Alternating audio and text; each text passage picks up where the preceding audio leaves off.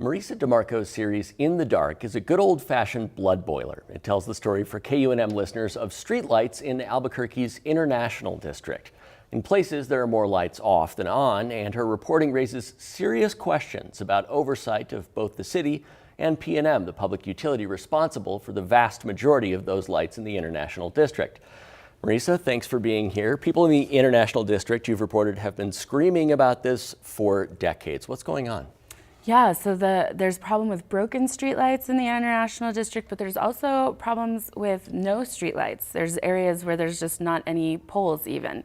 And I started reporting on this because I heard about a project where neighbors passed around a hat, took up a collection, and started installing their own solar-powered streetlights on private property in response to this problem. And so I went out there and met the folks who were working on this, and they also spoke to how this is not just like a cosmetic problem. There are problems resulting in crime, in high rates of pedestrian crashes and pedestrian fatalities that they believe are a result of the lights in part. Okay, and the International District, for folks who don't know, this is it's a working class part of Albuquerque. It used to be known as the war zone for all the veterans who set up there after coming back from serving. Describe this part of town. Yeah, so it's in southeast Albuquerque.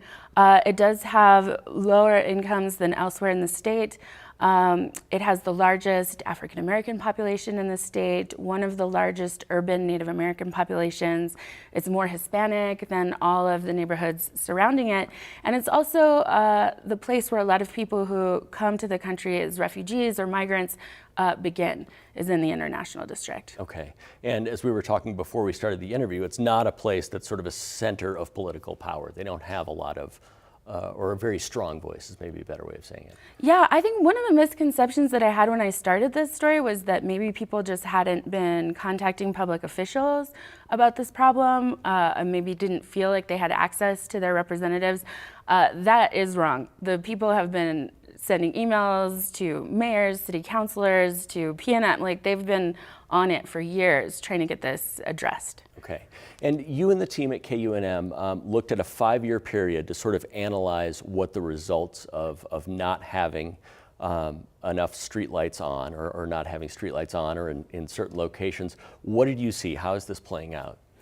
In the International District, in all of Bernalillo County, 1 out of every 5 times a pedestrian is struck by a vehicle, it happens in the International District. In this neighborhood. Mm-hmm. And also in that 5-year span you're talking about, there were 26 fatalities in the International District, and in the neighboring neighborhood, Nob Hill, there were 0.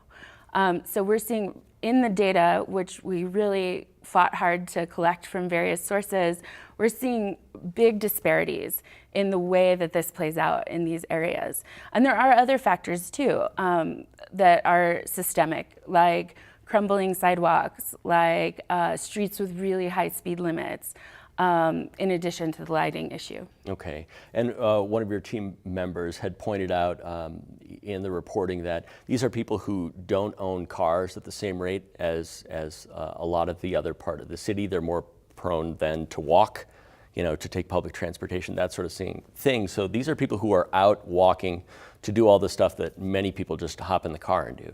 Yeah, and there becomes a question about how the environment in that area is really kind of demanding that you should have a vehicle, but the data shows that people often don't have vehicles, and so they are walking to work, taking the bus to work, riding bikes, and using other modes of transportation on these big, very busy streets that in many cases still don't have working streetlights for many blocks. Okay, we just have a couple minutes left. How does the city or how does PNM track what lights are out, and how do people find out what lights are out? Well, that's a great question. We were trying to make a map of all the lights in Albuquerque that are working and not, and found that map doesn't exist anywhere. The city doesn't have one. PNM has that data about exactly which lights are out and when they'll be repaired, a spokesperson told me, but they wouldn't give us that information. And because they're not a public entity, they're not subject to the state's open records law. I even reached out to the PRC to see if there was any way to compel them to release that data or to see if it existed anywhere. And so far, no luck. Okay, and they haven't spoken to you at all in your reporting? No, they won't comment on this series of stories. The CEO was present at a press conference recently, and I tried to ask her afterward for an interview for comment, and she wouldn't do it. And so PNM won't talk about this. And again, they're a private company. We just have about 30 seconds left. What do you make of the timing of last week's announcements? You're doing this story, everybody sees it coming, who knows about it, and then all of a sudden there's a press conference about installing new LED lights around the city. Yeah, the timing, I mean, I don't know if it's a direct result of our reporting and asking questions or if it's just a project that's been in the works for a while. But I will say that even though they've replaced all the bulbs with LEDs, I drove the district afterward and there's plenty of places where lights are still out. And that is likely because the problem with those lights aren't bulbs. Marisa, it's an excellent series. We will post it on our website, newmexicoinfocus.org. And thank you so much. We look forward to following up with you. Thank you.